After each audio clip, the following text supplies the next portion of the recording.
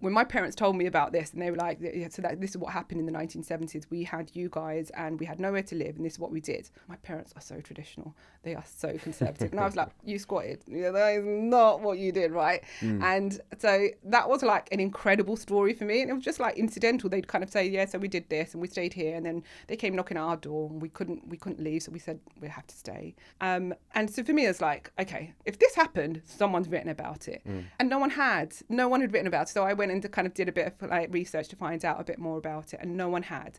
And that's where it became for me like, well, this is the generation of my parents where lots of people are kind of passing on. They're like, you know, old, and those accounts of what happened are going to be lost. So it became my thing of like, how do I record this community history? How do I record such an important thing where a community, a migrant community, came to this country, felt they had a right to kind of home and make home here, were denied it by the state, and then stood up and said, you know what, we'll take it and make it for ourselves.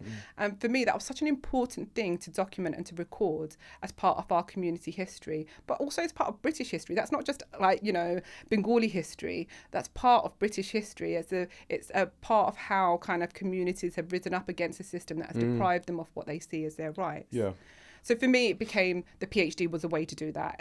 So I applied for and got a place to do the PhD at Queen Mary University.